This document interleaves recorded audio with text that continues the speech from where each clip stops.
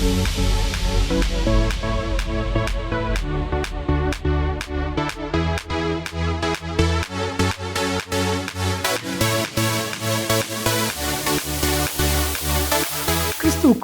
மிகவும் பிரியமானவர்களே, திருமறை தியானம் இந்த நிகழ்ச்சியை நமக்கு வழங்குகிற மதிப்பிற்குரிய டாக்டர் ரெவரண்ட் பால்ராஜ் அதிசயமணி ஐயா மும்பை பட்டணத்தில் மெத்தடிஸ்ட் திருச்சபையினுடைய போதகராய் பணியாற்றி இறைபணியை செய்தவர்கள். கடந்த 40 ஆண்டுகளாக இந்தியாவிலும் உலகத்தின் பல தேசங்களிலும் ஆண்டவருடைய அருள் வார்த்தையை வல்லமையாய் பிரசங்கித்து வருகிறார்கள். திருச்சபைகள், ஊழியர் நிறுவனங்கள், இன்னும் பல பகுதிகளிலே கர்த்தரால் வல்லமையாய் பயன்படுத்தப்பட்டு வருகிறார்கள். முழு வேதாமத்தை குறித்தான விளக்க உரையும் ஏறத்தாழ 125 புத்தகங்களும் கர்த்தர் அவர்களை கொண்டு எழுத வைத்திருக்கிறார். அவர்களுடைய எளிமையான பிரசங்கம், வல்லமை நிறைந்த கர்த்தருடைய வார்த்தை, ஆழமான கருத்துக்கள், வேதாகமத்தினுடைய ஆழமான விளக்க உரைகள் பலாயிரக்கணக்கான லட்சக்கணக்கான மக்களுக்கு மிகவும் பிரோஜனமாக, ரட்சிப்புக்கு ஏதுவாக கர்த்தர் அன்பு ஐயாவை பயன்படுத்தி வருகிறார். இப்பொழுதும் நமது கிராஸ் டிவியில் திருமறை தியானம் என்கிற நிகழ்ச்சியில் கர்த்தர் அவர்களை பயன்படுத்துகிறார். இந்த நிகழ்ச்சியை மற்றவர்களுக்கு சொல்லுங்க, நீங்களும் பாருங்க. கர்த்தர் அன்பு ஐயாவை வல்லமையாக எடுத்து பயன்படுத்துவார். ஆண்டவருடைய பிரசன்னத்தில் மீண்டுமாக உங்களை காணுகையில் அதிக மகிழ்ச்சி அடைகிறேன். இந்நாளிலும் உங்கள் மத்தியில் வந்து உறவு கொள்ளவும் ஆண்டவருடைய வசனத்தை பகிர்ந்து கொள்ளவும் தருணம் கொடுத்த ஆண்டவரை துதிப்பதோடு உங்கள் அனைவருக்கும் என்னுடைய நன்றியை நான் தெரிவித்துக் கொள்கிறேன். ஆறுதலின் மகன் பர்னபாவை குறித்து இந்நாட்களிலே செய்திகளை படித்து தியானிக்க நாம் ஆரம்பித்திருக்கிறோம். ஏற்கனவே கடந்த தடவை நாம் சந்தித்த பொழுது முதல் செய்தியை பார்த்தோம். இந்த செய்திகளிலே சிலவற்றை ஆங்காங்கு தொலைக்காட்சிகளிலே விட்டுவிடக்கூடியவர்கள். நிச்சயமாக இந்த செய்திகளெல்லாம் ஆண்டவருடைய கிருபையினாலே யூடியூப் சேனலிலே உண்டு. நீங்கள் யூடியூப் சேனலிலே நீங்கள் சப்ஸ்கிரைப் பண்ணிக்கொண்டு விட்ட செய்திகளெல்லாம் நீங்கள் அங்கே கற்றுக்கொள்ளலாம். இதை உங்களுடைய மனதில் வைத்துக்கொள்ளுங்கள். இந்த செய்திகளையெல்லாம் நீங்கள் பென் டிரைவிலோ அல்லது ஹார்ட் டிஸ்கிலோ நீங்கள் பதிவு செய்து கொள்ளும் பொழுது வருங்காலத்தில் உங்களுக்கும் நீங்கள் பதிவேற்றி கொண்ட இந்த செய்திகள் மூலமாக மற்றவர்களுக்கும் பிரயோஜனமாக இருப்பீர்கள். கடந்த நாளின் செய்தியை சுருக்கமாக நான் சொல்லிவிட்டு இன்றைய நாளின் செய்திக்கு நான் வருகிறேன். அப்போஸ்தலர் நடபடிகளிலே ஒரு ஆறுதலின் மகன் பர்னபா, ஊழியக்காரர்களுக்கு அவன் ஒரு எடுத்துக்காட்டு என்று சொல்லி கடந்த நாளிலே நாம் கற்றோம். அவனை குறித்த ஆரம்ப அறிமுகங்கள் அப்போஸ்தலர் 4:36 பார்க்கும் பொழுது, சீப்புரு தீவானும் லேவியனும் அப்போஸ்தலராலே ஆறுதலின் மகன் என்று அர்த்தம் கொள்ளும் பர்னபா என்னும் மறுபேர் பெற்றவனுமாகிய யோசே என்பவன் என்று சொல்லி அவனை குறித்து லூக்கா, அப்போஸ்தலர் நடபடிகளை எழுதிய லூக்கா அறிமுகப்படுத்துவதாக நாம் வேதத்தில் வாசிக்கிறோம். லேவியன், பர்னபா, லேவியர்கள் பிரித்தெடுக்கப்பட்டவர்கள், தெரிந்து கொள்ளப்பட்ட சந்ததி என்று சொல்லி யாத்திராகமம் 32ஆம் அதிகாரத்தில் பார்க்கிறோம். பின்னும் உபாகமம் 33ஆம் அதிகாரத்திலும் நாம் காண்கிறோம். தேவ ஆலயத்தில் பணிவிடை செய்ய பிரித்தெடுக்கப்பட்டவர்கள், பிரத்யேகப்படுத்தப்பட்டவர்கள் என்றும் நாம் கண்டோம். நம்மையும் ஆண்டவர் பிரித்தெடுக்கிறார். அந்தகார இருளிலிருந்து ஆச்சரியமான ஒளியாகிய இயேசுவினிடத்திற்கு பிரித்தெடுக்கிறார் என்று சொல்லியும் வேதத்திலிருந்து நாம் பார்த்தோம். 1 பேதுரு 2ஆம் அதிகாரம் 9ஆம் வசனத்தின் அடிப்படையிலே பாவத்திலிருந்து நாம் விலக, பரிசுத்த வாழ்க்கை வாழ, கிறிஸ்துவுக்காக பாடுபட, அவருடைய பணிவிடைகளை செய்ய ஆண்டவர் நம்மை பிரித்தெடுத்து பிரத்யேகப்படுத்துகிறார், நம்மை அழைக்கிறார் என்று சொல்லி நாம் கடந்த நாளிலே கற்றோம். முதலாவதாக இந்த சீப்புரு தீவானாகிய பர்னபா அழைக்கப்பட்டவன். இரண்டாவதாக அவனை குறித்து பார்க்கும் பொழுது, அல்லது அவனுடைய சந்ததியை குறித்து பார்க்கும் பொழுது, லேவியர்களை குறித்து பார்க்கும் பொழுது, அசட்டை செய்தவன் இந்த பர்னபா என்று அவனை குறித்து பார்க்கிறோம். அழைக்கப்பட்டவன், ஆண்டவருடைய நாமத்தினாலே ஆலயத்திலே பணிவிடை செய்ய அழைக்கப்பட்டவன். அந்த அழைப்பையும் கொஞ்ச நாளிலே அசட்டை செய்தது அவனுடைய சந்ததி. அசட்டை செய்த சந்ததியிலே ஒருவன் இந்த பர்னபா என்று சொல்லி அவனை குறித்து பார்க்கிறோம். லேவியர்கள் எருசலேமை விட்டு, ஆசரிப்பு கூடாரத்தை விட்டு, அல்லது சாலமோன் கட்டிய ஆலயத்தை விட்டு வெளியேறக்கூடாது, வெளியே போகக்கூடாது. அந்த இடத்துல இருந்து ஆண்டவருக்கு அனுதினமும் தொண்டு செய்ய வேண்டும். அது அவர்களுடைய அழைப்பு. அழைப்பை அசட்டை செய்தவர்கள் லேவியர்கள். அழைப்பை அசட்டை செய்தவன் பர்னபா என்று சொல்லி வேதத்திலே நாம் வாசிக்கிறோம். எருசலேமிலே இருக்க வேண்டும். ஆண்டவருடைய நாட்களிலே, அப்போஸ்தலருடைய நாட்களிலே எருசலேமிலேயே ஆசாரியர்களும் லேவியர்களும் இருக்க வேண்டும். ஆனால் இந்த மனுஷன் எருசலேமிலே இருந்ததாக தெரியவில்லையே, இடத்தை காலி பண்ணி விட்டான். எங்கே? 36ஆம் வசனத்திலே, அப்போஸ்தலர் 4:36, சீப்புரு தீவானும் லேவியனும் அப்போஸ்தலராலே ஆறுதலின் மகன் என்று அர்த்தம் கொள்ளும் பர்னபா என்று வாசிக்கிறோம். சீப்புரு தீவுக்கு ஏன் போனான்? ஏன் கடல் கடந்து போனான்? அது தீவு அல்லவா? நிலத்தில் இருந்தவன், எருசலேமில் இருந்தவன், மலைப்பாங்கான ஒரு தேசத்தில் வாழ்ந்தவன் 500 மைல்கள் கடந்து சென்று ஒரு தீவிலே போய் தஞ்சம் புகுந்தான் என்று சொல்லி வேதத்தில் அவனை குறித்து பார்க்கிறோம். ஒரு யூதனாக இருந்தவன், லேவியனாக இருந்தவன் சீப்புரு தீவை சேர்ந்தவனாக மாறினான் என்று சொல்லி வேதத்தில் வாசிக்கிறோம். இது அசட்டை அல்லவா? இது அவனுக்கு கிடைக்கப்பெற்ற அழைப்பை அல்ல தட்டுதல் அல்லவா? அசட்டை செய்தவன். லேவியருடைய காலகட்டங்களை 3 விதமாக பிரிக்கலாம். 1 மோசேயின் காலம், யாத்ராகமத்தின் காலம். 2 சிறையிருப்பின் காலம், பாபிலோனிய காலம். அங்கே லேவியர்கள் எப்படி இருந்தார்கள்? அதற்கு பிறகு இயேசுவின் காலம். இயேசுவின் நாட்களிலே லேவியர்கள் எப்படி வசித்தார்கள், வாழ்ந்தார்கள், வழிபட்டார்கள். இதையெல்லாம் குறித்து இன்றைய நாளில் நாம் சிந்திக்க போகிறோம், தொடர்ந்து தியானிக்க போகிறோம். முதலாவதாக யாத்ராகமத்தின் காலம். 12 கோத்திரங்கள் இருந்தன. அந்த 12 கோத்திரங்களிலே ஒன்று லேவி கோத்திரம். லேவியர்கள் இருந்தார்கள். ஆரம்பத்தில் அவர்கள் ஆசரிப்பு கூடாரத்தில் பணியாற்றினார்கள். தொடர்ந்து ஆலயத்திலே, டெம்பிள், தேவாலயத்திலே அவர்கள் பணிபுரிந்தார்கள். சாலமோன் கட்டிய ஆலயம் பணிபுரிந்தார்கள். முதலாவதாக ஆசரிப்பு கூடாரத்திலே, 2வதாக ஆலயத்திலே பணிவிடை செய்தார்கள். எந்த குறையும் அவர்களுக்கு இல்லை. 42 பட்டணங்கள் அவர்களுக்கு சொந்தம். தசமபாக காணிக்கைகள் எல்லாமே சொந்தம். வெளி நிலங்கள் சிலவற்றையும் அவர்கள் பெற்றிருந்தார்கள். ஒரு குறைவும் இன்றி கர்த்தரே எங்களுடைய பங்கு என்று சொல்லி சாட்சி பகர வாழ்ந்தார்கள். லேவியர்கள் யாத்ராகம காலத்திலே தொடர்ந்து பல ஆண்டுகளாக சீரு சிறப்புமாக அவர்கள் ஜீவித்தார்கள். அங்கே வனாந்தரத்தில் சுற்றித் தெரிந்தவர்கள், 40 வருஷமாக வாழ்ந்தவர்கள், ஆராதித்தவர்கள், பணிவிடை செய்தவர்கள். பிறகு யோர்தானை கடந்து கானானுக்கு வந்தார்கள். கானான் ஒரு பெரிய தேசம், ஏராளமான இடங்கள், ஏராளமான பட்டணங்கள், ஏராளமான மனிதர்கள், ஜாதிகள் வாழ்ந்த ஒரு இடம். அங்கே இஸ்ரவேல் ஜனங்கள் வந்த பொழுது சிதறினார்கள். பல இடங்களிலே அவர்கள் சிதறினார்கள் என்று சொல்லி வேதம் நமக்கு கற்றுக் கொடுக்கிறது. சிதறடிக்கப்பட்ட இடங்கள் ஆங்காங்கு பல இடங்களிலே, குறிப்பாக 42 பட்டணங்களிலே வாழ்ந்த லேவியர்கள் சிதறி போனார்கள் என்று சொல்லி வேதத்தில் வாசிக்கிறோம். அந்த வாழ்க்கை சில லேவியர்களுக்கு பிடிக்கவில்லை. இது என்ன வாழ்க்கை? ஒரு இடத்துல தரித்திருக்க முடியவில்லையே, அவர்களே தங்களை சிதறடித்துக் கொள்ள பிரயாசப்பட்டார்கள் என்று சொல்லி தொடர்ந்து அவர்களை குறித்து நாம் பார்க்கிறோம்.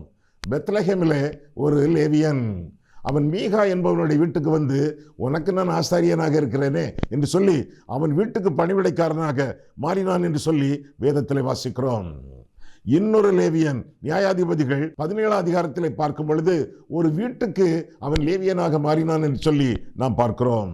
இன்னொரு லேவியன் அவனை குறித்து பார்க்கும் பொழுது அவன் ஊர் சுற்றும் ஊழியக்காரனாக விளங்கினான் என்று சொல்லி நியாயாதிபதிகள் 19ஆம் அதிகாரம் 1ஆம் வசனத்திலே நாம் பார்க்கிறோம்.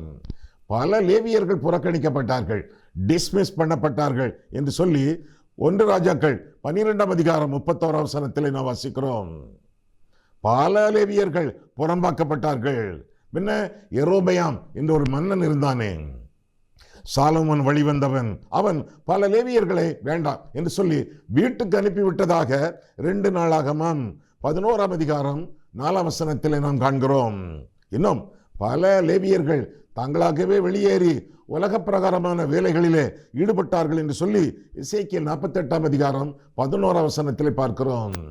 ஆரம்பத்தில் கர்த்தர் என் பங்கு என்று சொல்லி வாழ்ந்தவர்கள் இப்பொழுது கண்டதையும் அனுபவிக்க வேண்டும் என்று சொல்லி ஆங்காங்கு தாறுமாறாக பிரிந்தோடினார்கள்.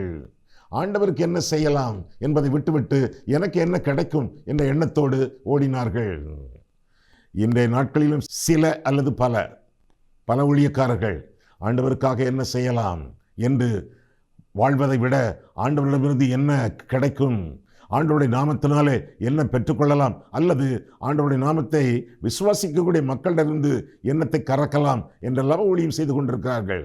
அதை ரொம்ப ஸ்பிரிச்சுவலைஸ் பண்ணுவார்கள், ஆவிக்குரிய பிரகாரமாக அதை விளக்கி சொல்வார்கள். ஆனால் கோணம் என்ன? பணம். பணத்திற்காக, பரிசுத்தத்திற்காக அல்ல, பணத்திற்காக வேலை செய்யக்கூடிய அநேக ஊழியக்காரர்களை, பெரும்புள்ளிகளை இந்நாட்களிலே நாம் பார்க்கிறோம். இந்த மாதிரிப்பட்ட லேவியர்கள் அந்நாட்களிலே சிதறினார்கள், சிதறப்பட்டார்கள் என்று சொல்லி வேதம் நமக்கு கற்றுக் கொடுக்கிறது. இது யாத்திராகமத்திலிருந்து வரக்கூடிய காலகட்டம்.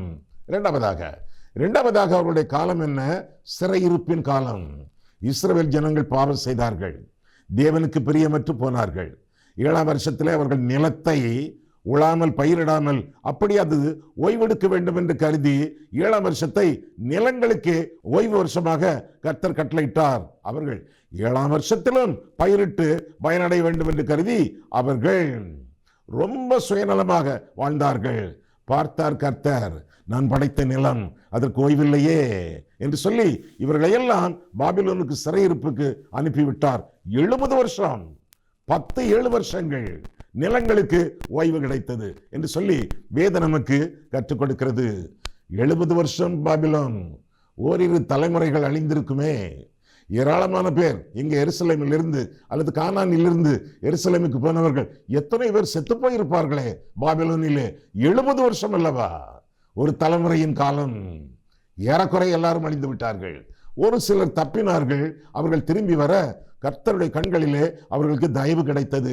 ஆனா பாபிலோனிலே நடந்தது என்ன? அந்த 70 வருஷத்துல லேவியர்கள் என்ன ஆனார்கள்?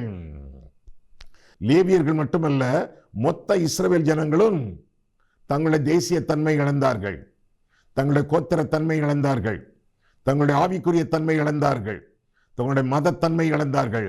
பாபிலோனியரோடு பாபிலோனியராக அவர்கள் வாழ்ந்தார்கள். அவருடைய பண்பாட்டை கருதினார்கள், கரைப்பட்டார்கள், கள்ளப்பட்டார்கள், கலங்கப்பட்டார்கள். கொஞ்ச நாட்கள் கழித்து, கொஞ்ச நாள் என்ன, 70 வருஷம் கழித்து அவர்கள் திரும்பி வந்தார்கள் என்று சொல்லி வேதத்தில் நாம் வாசிக்கிறோம். திரும்பி வந்த பொழுது எருசலேமிலே ஆலயம் இல்லை, குட்டிச்சுவர், அலங்கம் இல்லை, கோட்டைச்சுவர் மண்ணோடு மண்ணாக போய்விட்டது. ஆராதனை இல்லை, ஒன்றுமே இல்லை. லேவியர்கள் என்ன செய்வார்கள்? வந்தவர்கள் யார், தாங்கள் எந்த கோத்திரத்தை சேர்ந்தவர்கள் என்று அவர்களுக்கே தெரியாது. 70 வருஷம் ஆகிவிட்டதே. யார் ரூபனியர், யார் காத்தியர், யார் லேவியர், யார் ஆசேர் கோத்திரம் தெரியாது. எல்லாமே மறைந்து போய்விட்டது, மறந்து போய்விட்டது. வந்தார்கள் புதிதாக லேவியர்கள் யார் என்பதை கண்டுபிடிக்க பிரயாசப்பட்டவர்களில் ஒருவன் எஸ்ரா என்று சொல்லி வேதத்திலே வாசிக்கிறோம். அவன் ஒரு வேதபாரகன், அவன் ஒரு வேதத்தின் ஆசிரியன் என்று சொல்லி அவனை குறித்து வேதம் நமக்கு கற்றுக் கொடுக்கிறது. எல்லாவற்றையும் இழந்துவிட்டு வந்தவர்கள், அநேகர் இறந்துவிட குடும்பத்தார் பிள்ளைகள் மட்டும் திரும்ப வந்தார்கள் எருசலேமுக்கு. பலர் தங்களுடைய லேவிய கோத்திர தன்மையை புதுப்பிக்க விரும்பினார்கள். அந்த ஆசை ஓரளவு நிறைவேறியது. எஸ்ராவும் யார் யார் லேவியர் என்பதை கண்டுபிடிப்பதிலே பிரயாசப்பட்டான். அது மட்டுமல்ல, சிலர் பாபிலோனிலிருந்து எருசலேமுக்கு வர விரும்பவில்லை. அவர்களை எல்லாம் திரும்ப கொண்டு வர எஸ்ரா பிரயாசப்பட்டான் என்று சொல்லி எஸ்ரா 8ஆம் அதிகாரத்திலே நாம் காண்கிறோம். திரும்பி வந்தவர்கள் லேவியர்கள் என்று கண்டுபிடிக்கப்பட்டவர்கள் ஆசாரியர்களாக மாறவில்லை, ஆசிரியர்களாக மாறினார்கள். மெல்லிசை மன்னர்களாக அவர்கள் மாறினார்கள். ஆலயம் கட்டிய பிறகு அல்லது கட்டி கொண்டிருக்கும் பொழுதே அவர்கள் இசை வாசிக்க தங்களை ஒப்புக் கொடுத்தார்கள். ஆனால் ஆலயம் முழுதாக இல்லையே, தசம பாகம் கிடைக்கவில்லையே, இன்னும் காணிக்கையெல்லாம் கிடைக்கவில்லை. என்ன செய்வார்கள்? ஊழியம் இல்லை சரியாக, அதனால் ஊதியமும் இல்லை. என்ன செய்வார்கள்? இடத்தை காலி பண்ணுவோமா மீண்டும் என்று சொல்லி பலர் ஓடிவிட்டார்கள். அவர்களில் ஒருவன் பர்னபா என்று சொன்னால் அந்த கூற்று மிகையாகாது. அவன் இப்பொழுது எங்கே? எருசலேமிலா? இல்லை, சீப்புரு தீவிலே என்று சொல்லி வேதத்திலே நாம் தெளிவாக நாம் கற்றுக்கொள்கிறோம். எருசலேமிலே அவன் இல்லை, சீப்புரு தீவிலே போய் சேர்ந்து வியாபாரத்தை தொடங்கினான் என்று நாம் எண்ணலாம். சீப்புரு தீவு எதற்கு பெயர் போனது? எதற்கு பெயர் போனது என்றால், அது தாமிரம், செம்பு போன்ற உலோகங்களுக்கும் பெரிய பெரிய மரங்களுக்கும் விலையேறப்பட்ட மரங்களுக்கும் பெயர் போனது. காப்பர் அண்ட் டிம்பர் என்று சொல்வார்கள். ஒருவேளை வியாபாரிகளில் ஒருவனாக அவன் மாறிவிட்டான், அங்கே செல்வம் கொளித்தான். ஆனால் கர்த்தருடைய கிருபையினாலே பின்னர் நாம் பார்ப்போம், திரும்பி வந்தான், எல்லா சொத்துக்களை விற்று அப்போஸ்தலருடைய பாதத்திலே வைத்தான் என்று வாசித்தோம். அவனுடைய காலங்களை நாம் பார்க்க போகிறோம். ஆக முதலாவதாக யாத்திராகமத்தின் காலம், மோசேயின் காலம். இரண்டாவதாக சிறையிருப்பின் காலம், பாபிலோன் காலம். மூன்றாவதாக இயேசுவின் காலம். ஆண்டவருடைய நாட்களிலும் ஆசாரியர்கள் இருந்தார்கள். லேவியர்கள் இருந்தது போல காணப்படவில்லை, ஆனால் இருந்தார்கள். அவர்களுக்கு சரியான வேலை கொடுக்கப்பட்டதா, சரியான சம்பளம் கிடைத்ததா தெரியவில்லை. இயேசுவின் காலத்திலே கூட லேவியர்கள் இருந்தார்கள். ஆசாரியன் பக்கமாய் விலகி போனான், லேவியன் பக்கமாய் விலகி போனான் என்று சொல்லி ஆண்டவர் நல்ல சமாரியன் கதை சொல்லுவாரே, அதிலே லேவியனை பார்க்கிறோம். ஆண்டவருடைய காலத்திலே லேவியர்கள் இருந்தார்கள் என்பதற்கு ஆண்டவர் சொல்லக்கூடிய அந்த உவமை, நல்ல சமாரியன் உவமை ஒரு சான்றாக காணப்படுகிறது. அது மட்டுமல்ல, மத்தேயு, ஆண்டவர் அழைத்த சீஷர்களில் ஒருவன் மத்தேயு, அவன் ஒரு லேவியன் என்று சொல்லி வேதத்திலே பார்க்கிறோம். மார்க் 2 அதிகாரம் 14 அப்படியாக பார்க்கிறோம். லேவியர்கள் எல்லாம் யோவான் ஸ்நானனிடத்தில் வந்து அவனை குறித்தும் இயேசுவை குறித்தும் விசாரித்தார்கள் என்று சொல்லி யோவான் 1 அதிகாரத்திலே நாம் காண்கிறோம். இப்பொழுது பர்னபா, சீப்புருத்தியவான் லேவியன், அவனை குறித்து இப்பொழுது நாம் வாசிக்கிறோம். ஆனால் வந்தவனுக்கு தேவாலயத்திலோ ஜபாலயத்திலோ வேலை செய்வதற்கு, ஊழியம் செய்வதற்கு இடமில்லை. ஆனால் வந்தவன் கர்த்தருடைய கிருபையினாலே திரும்பி வந்தான் என்று சொல்லி அவனை குறித்து வாசிக்கிறோம். அவன் வந்த பொழுது ஆசரிப்பு கூடாரம் இல்லை, தேவாலயம் இல்லை என்று சொல்லலாம். ஏனென்றால் அந்த ஆலயம் தவிடுபடியாக இடிக்கப்பட்டது. அதற்கு பிறகு எஸ்ரா, நெகேமியா போன்றோர் ஆலயம் கட்டுவதிலும் அலங்கம் கட்டுவதிலும் இருந்தார்கள். அரைகுறையாகத்தான் கட்டி முடிக்கப்பட்டது, இருந்தாலும் பிரதிஷ்டை பண்ணப்பட்டது. திரும்ப ஏரோது அந்த ஆலய பிரகாரத்தை கையாண்டு அவன் கட்ட ஆரம்பித்தான் என்று வரலாறு சொல்லுகிறது. எதற்காக? அப்பேற்பட்ட இரக்கம் உள்ளவனா? இல்லை. ஆலயத்தை கட்டினால் யூதருடைய அனுதாபம் கிடைக்கும். அது மட்டுமல்ல, தான் ஆலயத்திற்குள்ள பிரவேசிக்கலாம், நான் கட்டின ஆலயம் அல்லவா என்று சொல்வான். அங்கே உள்ள காணிக்கை பட்டியை சூறையாடலாம். பலவிதமான கோணங்களோடு, நோக்கங்களோடு ஏரோது அந்த ஆலய பணிவிடைகளிலே ஈடுபட்டான் என்று சொல்லி வேதத்திலே வாசிக்கிறோம். ஆனால் இஸ்ரவேல் ஜனங்களோ, யூதர்களோ ஆலயத்தை மட்டுமல்ல, ஜபாலயத்தை வைத்திருந்தார்கள். புதிதாக ஆரம்பித்தார்கள் சினகாக், ஜபாலயத்தை வைத்திருந்தார்கள். வீடுகளிலே ஆராதனைகளை நடத்தினார்கள், கல்லறை குகைகளிலே ஆராதனைகளை நடத்தினார்கள் என்றெல்லாம் நாம் வேதத்திலே, வரலாற்றிலே நாம் காண்கிறோம். சதுசேயர்கள், பரிசேயர்கள், இன்னும் எசேனியர்கள் வேதத்தில் இல்லை, வரலாற்றில் உண்டு. ஏரோதியர்கள், இப்படி பல பிரிவுகள், செலோத்தைகள், இப்படி பல பிரிவுகள் யூதர்கள் மத்தியிலே அந்நாட்களிலே இருந்தது. லேவியர்கள் இருந்தார்கள், ஆனால் வெளியரங்கமாக தெளிவாக அவர்களை பற்றிய ஊழியங்கள் சொல்லப்படவில்லை. அந்நாட்களிலே சதுசேயருடைய ஆதிக்கம் தேவாலயத்தில் இருந்தது. அவர்கள் மட்டுமே பிரதான ஆசாரியர்களாக மாற முடியும். அரசாங்கத்தோடு நல்ல தொடர்பு வைத்திருந்தார்கள். அவர்களுடைய ஆதரவு சதுசேயர்களுக்கு கிடைத்தது. பணத்தை எப்படி சுரண்டலாம் ஆலயத்தில் என்று எப்பொழுதும் பார்த்து கொண்டே இருந்தார்கள். ஆலயத்தை கள்ளர் குகை ஆக்கினது அவர்கள்தான். அப்பேற்பட்ட நிலைமை எங்கே நம்முடைய பர்னபாவுக்கு எங்கே இடம் கிடைக்கும், எங்கே வேலை கிடைக்கும்? ஒன்றுமில்லை. ஆனால் வந்தவன் திரும்பி வந்ததினாலே, ஆண்டவரை ஏற்றுக்கொண்டு வந்ததினாலே அப்போஸ்தலரோடு சேர்ந்து கொண்டு அவர்களோடு சேர்ந்து பணிபுரிய, துணை புரிய ஆரம்பித்தான் என்று சொல்லி வேதம் நமக்கு கற்றுக் கொடுக்கிறது. இயேசுவுக்கே ஆலயத்தில் இடமில்லையே, அவரையே புறக்கணித்தார்களே. அப்படி இருக்கும் பொழுது பர்னபா என்ன செய்வான்? பர்னபாவுக்கு ஊழியம் வேண்டும், பர்னபாவுக்கு ஊதியம் வேண்டும். என்ன செய்வது? திருச்சபையிலே ஒரு அங்கத்தினனாக மாறினான். தியாகம் செய்து தன்னை ஒரு நல்ல விசுவாசியாக காட்டிக்கொண்டான். தசம பாகமோ காணிக்கையோ அடைக்கல பட்டணமோ இல்லாதிருந்தும் கர்த்தர் என் பங்கு என்று கருதி மீண்டும் ஆண்டவருக்கு தன்னுடைய வாழ்க்கையை ஒப்புக் கொடுத்து ஆண்டவருக்காக வாழ தன்னை அர்ப்பணித்துக் கொண்டான் பர்னபா என்று சொல்லி நாம் அறிந்து கொள்ளலாம். அவனுக்கு சரியான லேவியன் என்ற ஆதரவு இல்லை, அங்கீகாரம் இல்லை, அனுதாபம் இல்லை, அக்கறை இல்லை. ஆனால் ஆண்டவர் உண்டு. ஆண்டவரை கதியாக கொண்டு கர்த்தரை தேடுகிறவன், கர்த்தரை தங்களுக்கு தெய்வமாக கொண்ட ஜாதி பாக்கியம் உள்ளது என்று சொல்லி 33ஆம் சங்கீதத்தில் வாசிக்கிறோமே, அதுபோல ஆண்டவரை பெற்றுக்கொள்ளும் பொழுது எல்லாம் அவனுக்கு கிடைத்தது என்று சொல்லி தொடர்ந்து நாம் கண்டுகொள்ளலாம். அவனுடைய பிழைப்புக்கு வழி ஆண்டவராகிய இயேசு கிறிஸ்து.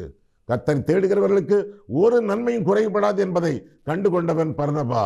அதை குறித்து வரக்கூடிய நாட்களிலே ஆழமாக பார்ப்போம். பிரிந்தவன் மீண்டும் வந்து சேர்ந்தான் என்று சொல்லி வேதத்திலே வாசிக்கிறோம். ஊழியத்தை அசட்டை செய்தவன் இப்பொழுது ஊழியத்திலே வந்து சேர்ந்து கொண்டதாக வேதத்திலே வாசிக்கிறோம்.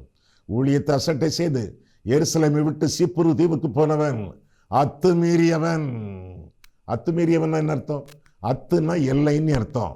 அத்துமீறியவன்னா எல்லை கடந்தவன், வரம்புகளை விட்டு சிதறியவன், வெளியே சென்றவன்.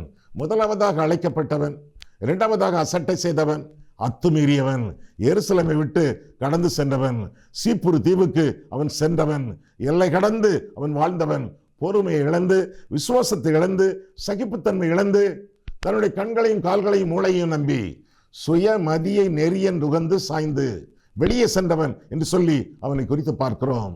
செல்ல வேண்டுமா? செல்ல வேண்டிய தேவையில்லையே. ஆண்டவர் சொன்னார், இமைப்பொழுது உன்னை மறந்தேன், நீடிய சகாயத்தோடு உன்னை சேர்த்துக் கொள்வேன் என்று கர்த்தர் கற்பித்தாரே, அது சீக்கிரத்தில் நீங்கிவிடும். இந்த லேசான உபத்திரவம் என்று அவனுக்கு தெரியவில்லையே. கடந்து சென்றான் என்று சொல்லி கர்த்தருடைய வேதம் அவனை குறித்து கற்றுக் கொடுக்கிறது.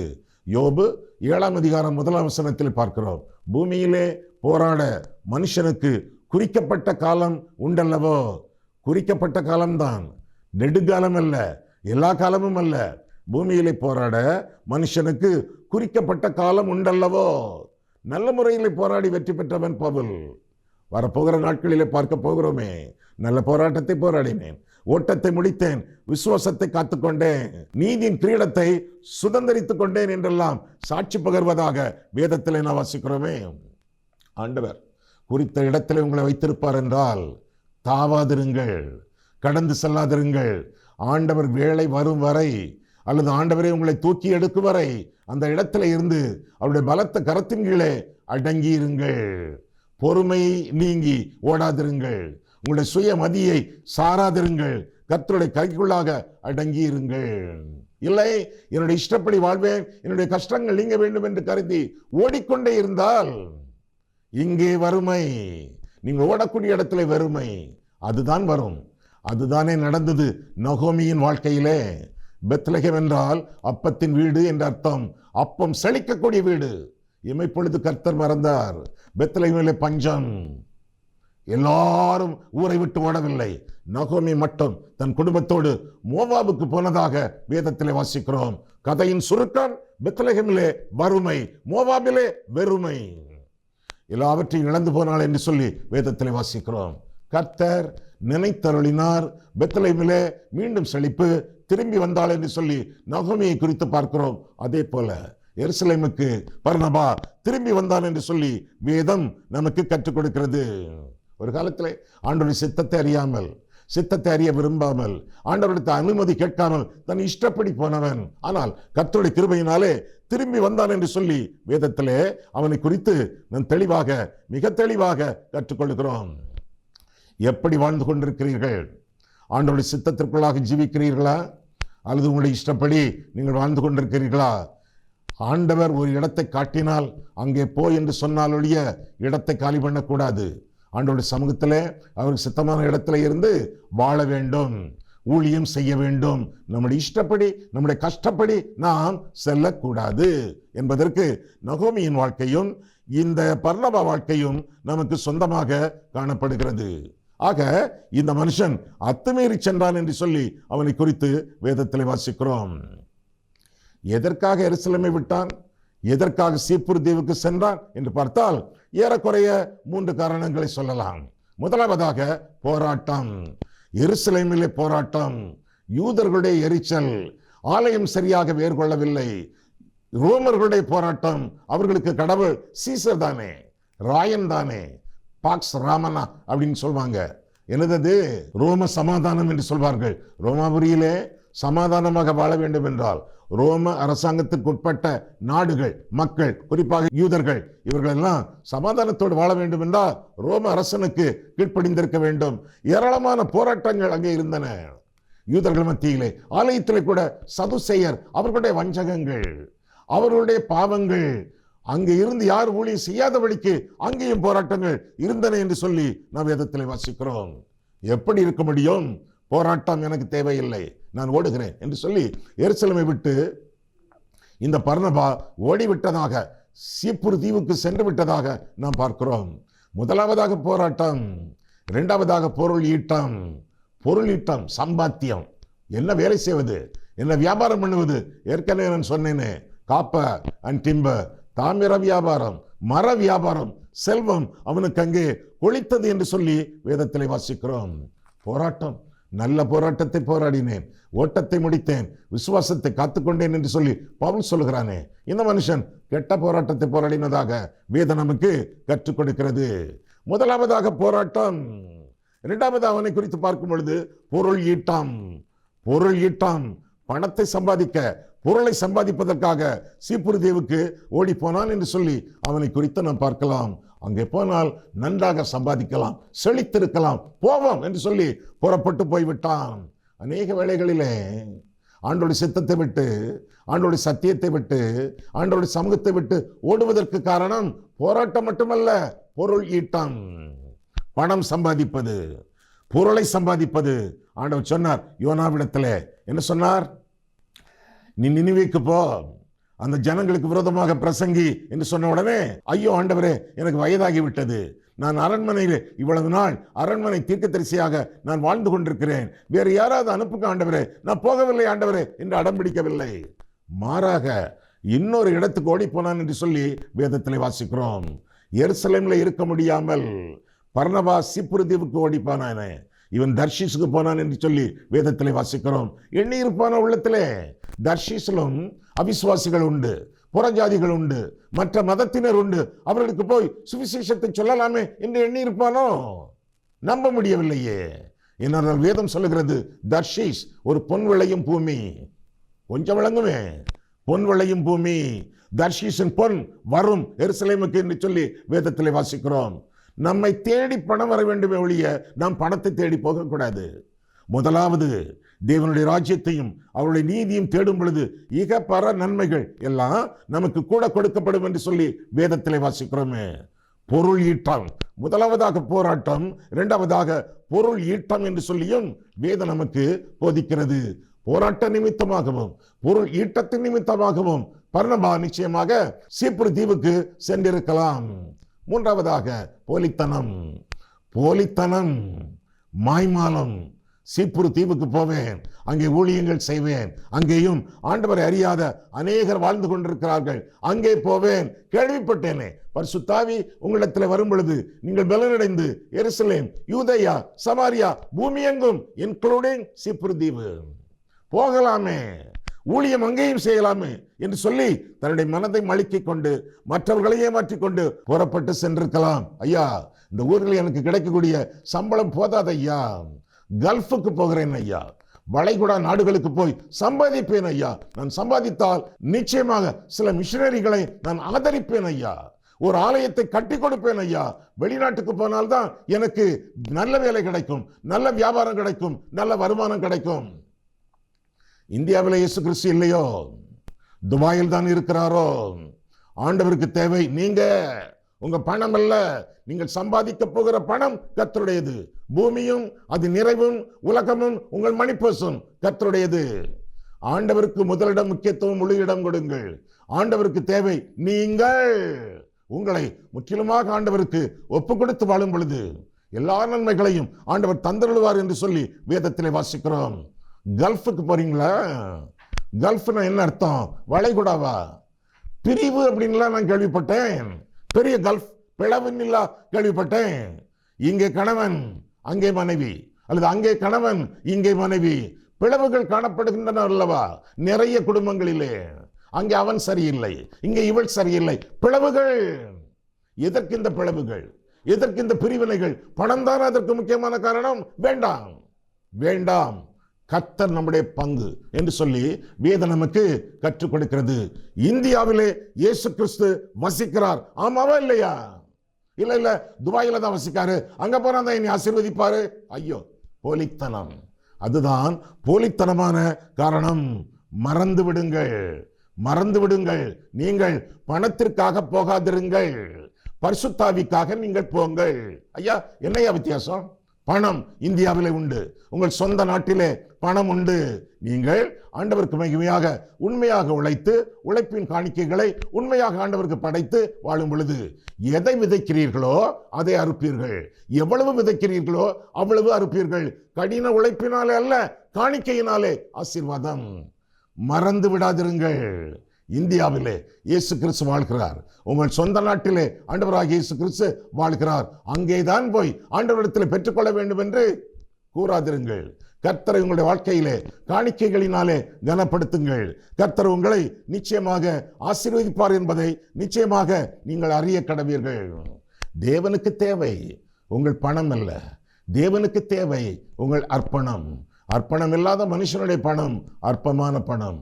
ஆண்டவருக்கு உங்களையும் உங்களுடையதையும் ஒப்பு கொடுத்து ஆண்டவருக்கு மகிமையாக வாழுங்கள். நீங்கள் ஒவ்வொருவரும் ஊழியக்காரர்கள், அது மட்டுமல்ல, நீங்கள் ஒவ்வொருவரும் உக்கிரானக்காரர்கள். ஒரு நாணயம், அதில் 2 பக்கங்கள்.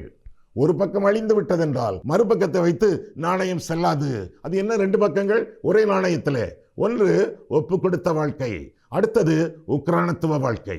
ஒன்று கிருபை பெற்ற வாழ்க்கை, அடுத்தது கிரயம் செலுத்தும் வாழ்க்கை. ஒன்று ஜீவன் பெற்ற வாழ்க்கை, அடுத்தது சீஷத்துவ வாழ்க்கை. ஒன்று உள்ளத்தை கொடுப்பது, அடுத்தது உள்ளதை கொடுப்பது. ஆண்டவர் தந்த எண்ணிறந்த நன்மைகளை நின்று ஆண்டவர் வகுத்த பாகங்களை ஆண்டவருக்கு நாம் கொடுத்து காணிக்கையாக கொடுத்து ஆண்டவரால் ஆசீர்வதிக்கப்படுவோம். மாறாக கர்த்தர் அங்கே இருக்கிறார், இங்கே இருக்கிறார், அங்கே போனால்தான் ஆசீர்வாதம், இங்கே போனால்தான் ஆசீர்வாதம் என்று சொல்லி சுயமதியை நெறிய நுகர்ந்து சாய்ந்து அங்கும் இங்கும் ஓடாதிருங்கள். இருக்கும் இடத்திலேயே நீர் சுரக்கும், தண்ணீர் சுரக்கும். வனாந்தரம் போல காணப்பட்டாலும் சரி, இருக்கும் இடத்திலே ஆண்டவரை நோக்கி நீங்கள் கூப்பிடுவீர்கள் என்றால் அங்கே தண்ணீர் தடாகம் பொங்கும். அறிந்து கொண்டவள் ஆகார், அறிந்து கொள்ள வேண்டியது நீங்கள். எனவே ஆண்டவருடைய சமூகத்திலே ஆண்டவருக்கு ஒப்பு கொடுத்து எருசலேமை விட்டு சீப்புரு தீவுக்கு ஓடிக்கொண்டிருக்காமல், கர்த்தருடைய சந்நிதியை விட்டு பிரிந்து செல்லாமல் ஆண்டவருடைய சமூகத்தில் இருந்து நீங்கள் அமர்ந்திருந்து நானே தேவன் என்று அறிந்து கொள்ளுங்கள், ஜாதிகளுக்குள் உயர்ந்திருப்பேன், பூமியிலே உயர்ந்திருப்பேன் என்று கர்த்தர் கற்பித்தாரே, அவருடைய பலத்த கருத்துக்குள்ளே அடங்கி இருந்து ஆசீர்வாதமாக வாழுங்கள். கண்களை மூடுவோம், கர்த்தரை பார்ப்போம். அன்புள்ள ஆண்டவரே, உம்முடைய வசனங்களை ஆராயவும் எங்கள் வாழ்க்கையை ஆராயவும் உம்முடைய சந்நிதியிலே எங்களை வழிநடத்தினீர். அதற்காக நன்றி செலுத்துகிறோம் சுவாமி. எங்களுடைய விசுவாச வாழ்க்கையிலே, பற்றுறுதியின் ஜீவியத்திலே போராட்டத்திற்கு பயந்து பொருளீட்டத்தை கருதி போலித்தனத்தோடு நாங்கள் வேஷம் போட்டு வாழாமல் கர்த்தருக்கு எங்களை அர்ப்பணித்து விசுவாச வாழ்க்கை வாழ்ந்து கர்த்தருக்கு எங்களை ஒப்புக் கொடுத்து கீழ்ப்படிதலின் வாழ்க்கை வாழ்ந்து கர்த்தருடைய இருதயத்தை நாங்கள் சந்தோஷப்படுத்தி ஆண்டவருடைய நாமத்தை மகிமைப்படுத்தி வாழத்தக்கதாக நீர் எங்களை வழி நடத்தும். இயேசு கிறிஸ்துவின் நாமத்தில் ஜெபிக்கிறோம் பிதாவே, ஆமென்.